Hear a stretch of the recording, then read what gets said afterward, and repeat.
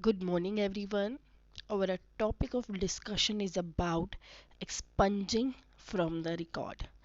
अब ये न्यूज़ में क्यों था इसके बारे में आज हम पढ़ेंगे। ये काफ़ी इम्पोर्टेंट टॉपिक है हमारे JKAS प्रीलिम्स के पॉइंट ऑफ व्यू से भी एंड प्लस हमारे मेंस के पॉइंट ऑफ व्यू से भी काफ़ी इम्पोर्टेंट टॉपिक है। एक्सपंज का मतलब होता क्या है जो चीज़ों को एक्सपंज कर देते हैं पार्लियामेंट।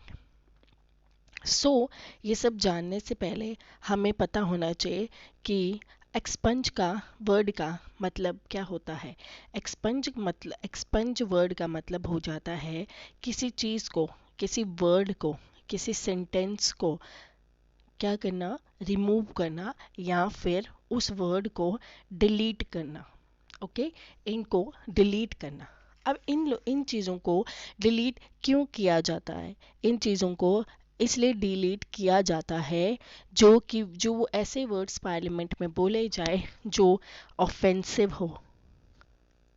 ओके, जो ऑफेंसिव होते हैं, रूड होते हैं, उन वर्ड्स को एक्सपंज यानी कि डिलीट किया जाता है from the records of the parliament.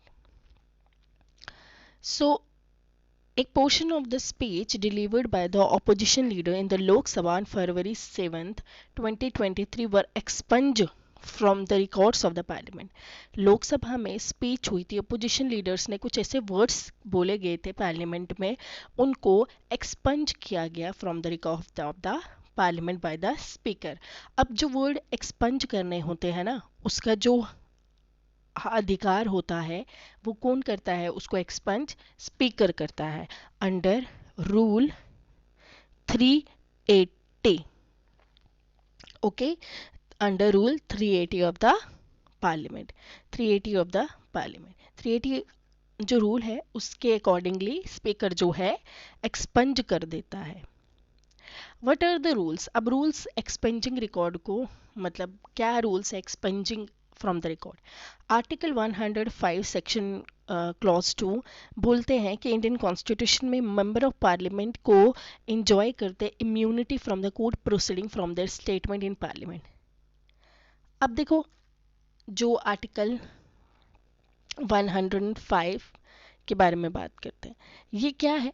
ये सिर्फ और सिर्फ जो MPs MLA होते हैं उनके पास पावर होता है freedom of speech in parliament. Freedom of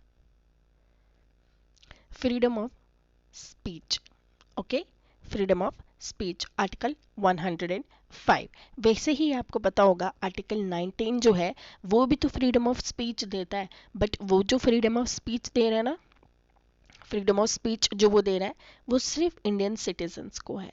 वो MPs को भी है बट वो इंडियन सिटीजन्स को और प्लस MPs जो भी होते हैं, लोकसभा के मेंबर और राज्यसभा के मेंबर को पावर देता है आर्टिकल 105 राइट टू स्पीच का।